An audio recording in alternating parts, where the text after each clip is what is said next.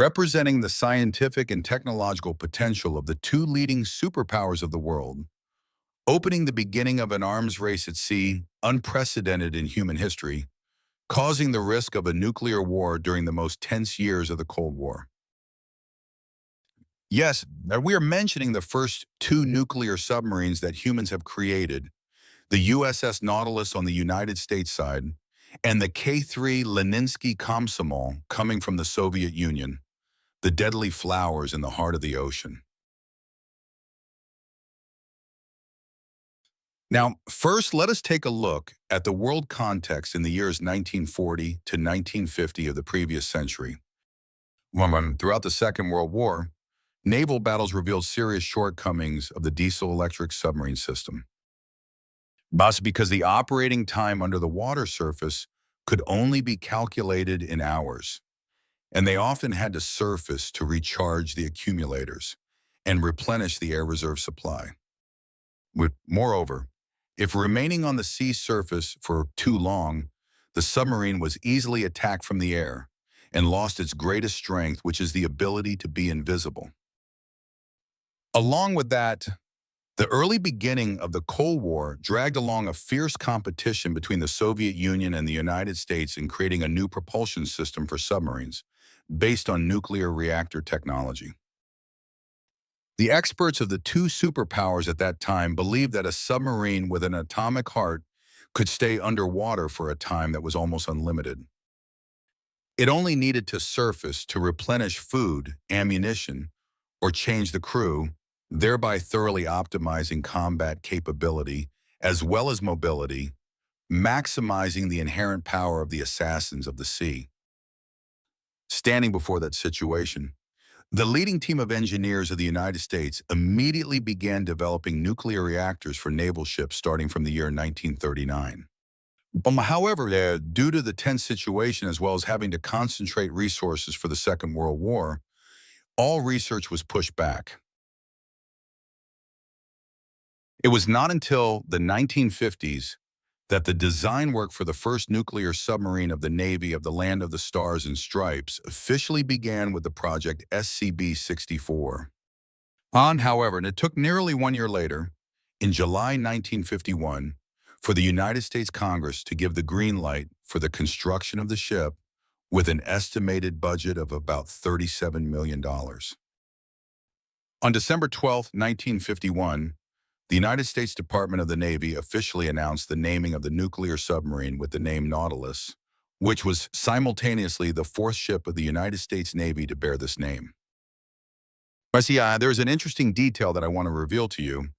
Nautilus is also the name of a fictional submarine with a captain named Nemo in the novels of the writer Jules Verne, such as 20,000 Leagues Under the Sea and The Mysterious Island in 1874. On the ship would bear the hull number SSN 571. USS Nautilus was laid down at General Dynamics Electric, Boat Groton, Connecticut by President Harry S. Truman on June 14, 1952, and it was launched on January 21, 1954. At the Thames River, under the sponsorship of Mamie Eisenhower, the First Lady of the United States President Dwight D. Eisenhower, the nuclear assassin of the Land of the Stars and Stripes, was inducted into service on September 30, 1954, under the command of the first Captain Wilkinson. The first underwater nuclear child of the United States caused a surprise with designs that were completely different compared to diesel-electric submarines, not only regarding the reactor but also in the hull structure, the tank position, and the equipment compartment. At the time of launching, the ship possessed a length of 98 meters, a beam of 8.5 meters, along with a draft level of about 7.9 meters, allowing it to reach a maximum capacity of 10,000 kilowatts, along with a maximum speed of 43 kilometers per hour. This assassin carried upon itself 13 officers and 92 crew members, equipped with 6 533-millimeter torpedo tubes at the bow, and carried 24 torpedoes. However, the design of the Nautilus also had significant flaws.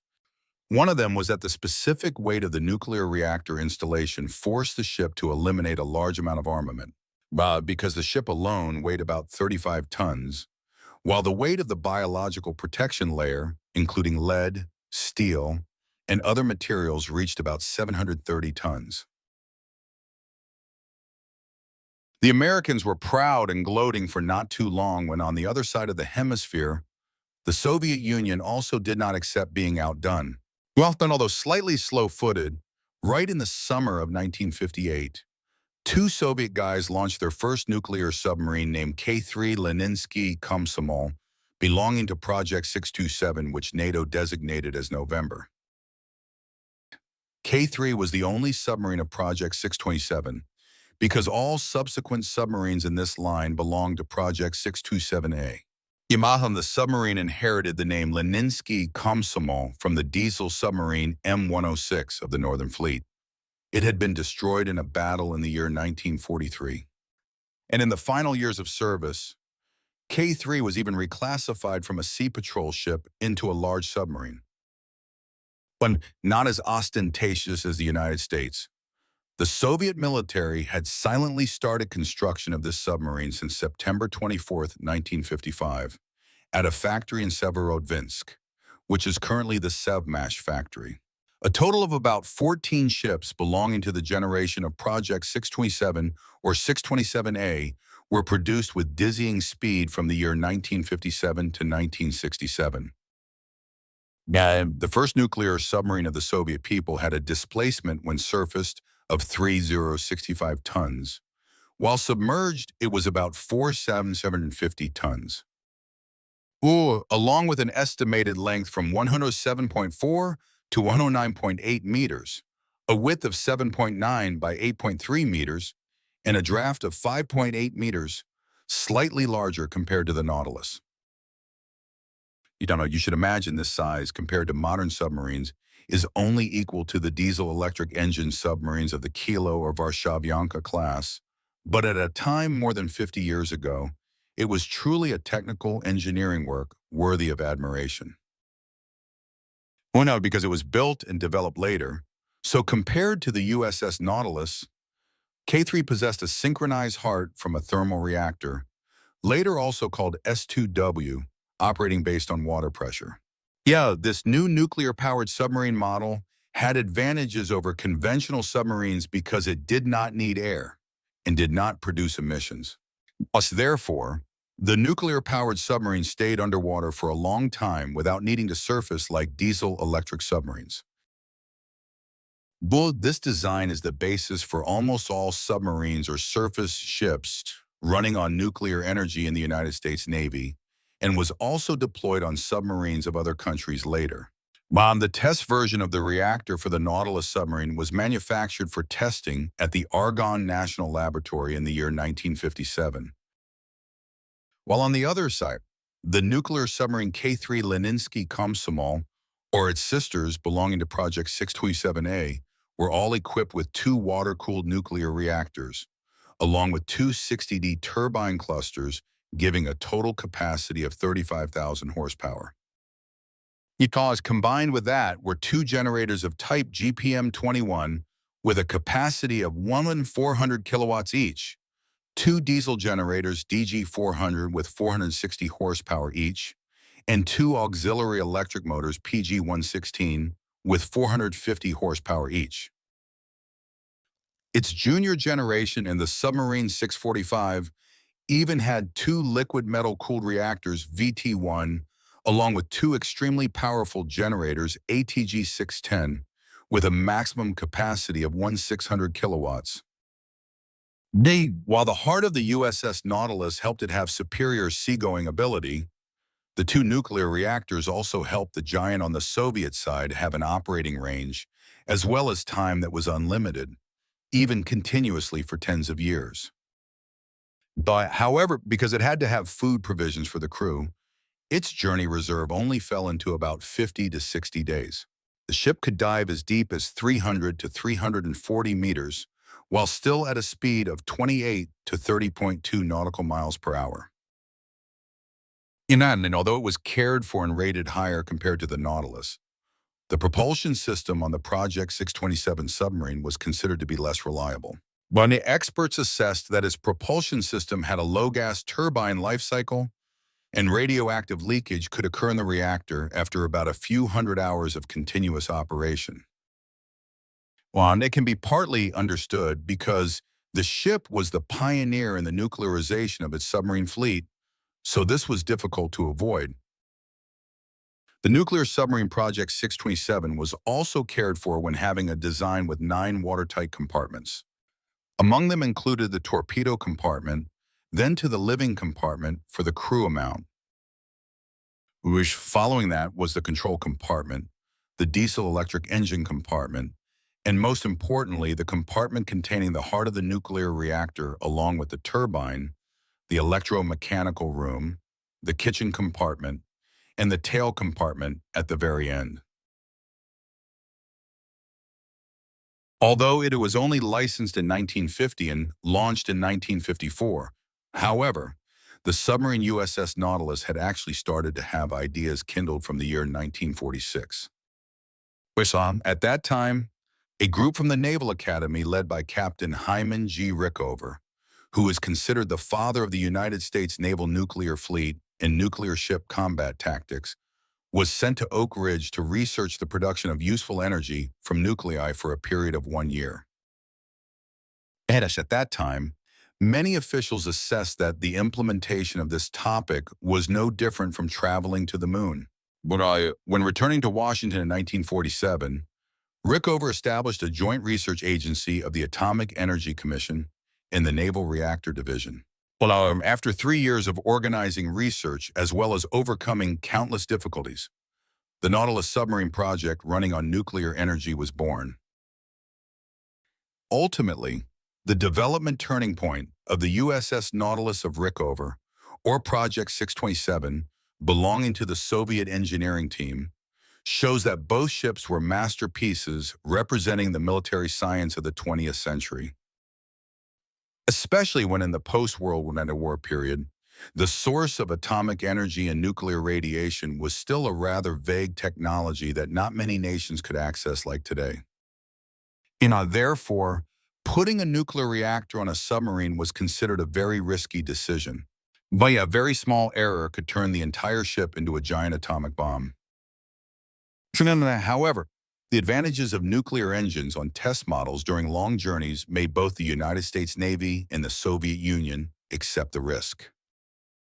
If this gamble was successful, submarines running on nuclear energy would not only help the navies of the superpowers eliminate a large number of supply ships at sea, but also reduce the logistical needs at sea of the fleets. Nuclear submarines have an operational range that is almost unlimited. They are faster and easier to operate than the diesel-powered submarines that came before them. And with the technological breakthroughs achieved throughout their years of service, USS Nautilus and K-3 Leninsky Komsomol together broke multiple voyage records in the history of submarine navigation. For the USS Nautilus, the trip marking the turning point of the ship was surely the dive from New London to San Juan, which was 222 kilometers long in 90 continuous hours. When the United States government in 1958 decided to have the USS Nautilus perform the boldest trip at that time, it became the first submarine to approach the North Pole area. 1 year prior, the first efforts in a similar campaign had failed. The ship had to go under a thick layer of ice. During the process of moving, it tried to surface but encountered a drifting iceberg, which seriously damaged the only periscope. There were 116 crew members on the ship during this historic trip under the command of Captain William Anderson. And the ship left Pearl Harbor to Alaska, then went across the North Pole without stopping, then surfaced in the Greenland Sea area on August 7, 1958. The ship arrived in Iceland, continuing the historic journey without encountering any obstacles. Not only establishing a new record, the cross-North Pole trip of the USS Nautilus was considered a response from the United States after the event of the Soviet Union launching the first artificial satellite in history on October 4, 1957. simultaneously sending an important signal to Moscow that Washington was able to approach areas near the Soviet Union without being detected. The cross-North Pole trip of the USS Nautilus was only known to the Soviet Union and the world a few days later. This was the source sparking the race to manufacture nuclear submarines between the United States and the Soviet Union during the Cold War period. Of course, being slower-footed than their slower-footed than the Americans, but the Soviet Union could not let its beloved child be inferior. Just until July 1962, for the first time in the history of the Soviet Navy, there was a submarine performing a long-day mission under the ice blocks in the Arctic Ocean. Specifically on June 17, 1962, under the command of Zhiltsov, the submarine K-3 performed a trip to the North Pole. This was the first time a submarine belonging to the Soviet Union did this. Even after that, it also surfaced at the North Pole. Whereas these trips had extremely huge significance not only for the Soviet Union, but also for the world, because it made the nuclear balance at sea become more balanced, dispelling the monopoly position of the United States. Also, precisely because of that, after the historic trip, instead of training for military activities, the ship was allowed to start participating in many congresses, seemingly visiting many countries for friendship. This idle life continued until the summer of 1967, when Leninsky Komsomol was assigned the mission to patrol the Mediterranean Sea. Well, at this time, the ship was designated for the new commander, Captain Stepanov. The condition as well as the source of food and initial materials were very good. But, however, the crew were all not ready to set sail. Even at that time when they arrived at the Mediterranean Sea, the air regeneration system was faulty, and the temperature on the ship was always in an abnormal state. The difficult situation of the ship was predicted beforehand, but no one could expect that on September 8, 1967. While passing through the Norwegian Sea, a fire broke out in the hydraulic system on the submarine K-3 Leninsky Komsomol. Because the fire exceeded control, the crew members in the compartment had to evacuate. The flames quickly spread to other parts on the submarine. The automatic fire extinguishers containing carbon dioxide gas immediately sprayed out simultaneously, which inadvertently killed the crew members in the first compartment and the second compartment of the submarine. When the horizontal door at the bulkhead from the third compartment was opened to see what happened to the people in the second compartment, the gas spread out, causing many people to faint. The forward compartments were then completely sealed, and the submarine immediately performed surfacing. 4 days later, Leninsky Komsomol returned to base with 39 crew members killed in the fire.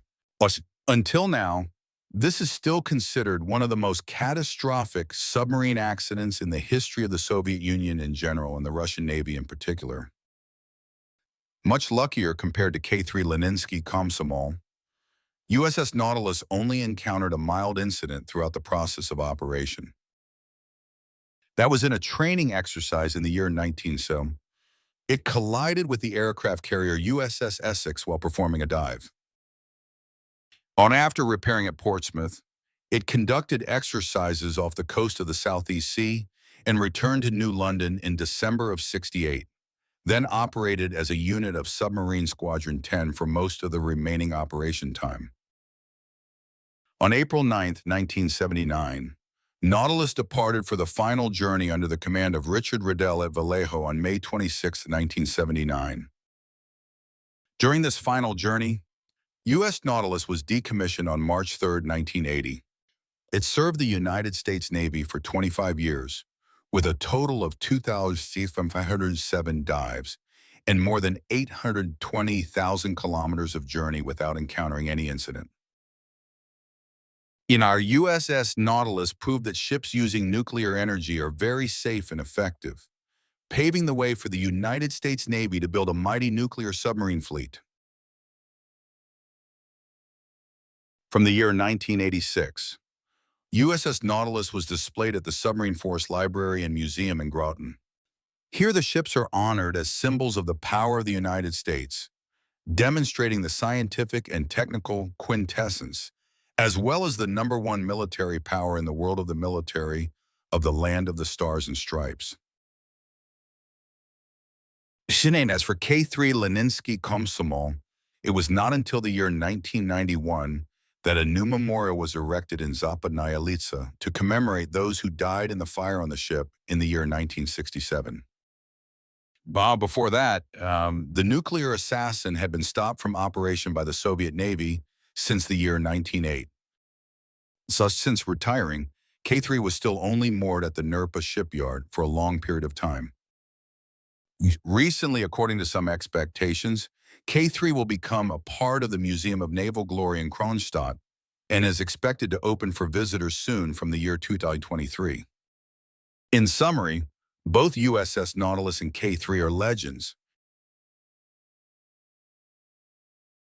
Today, the leading military powers equip submarines that run faster along with more advanced techniques.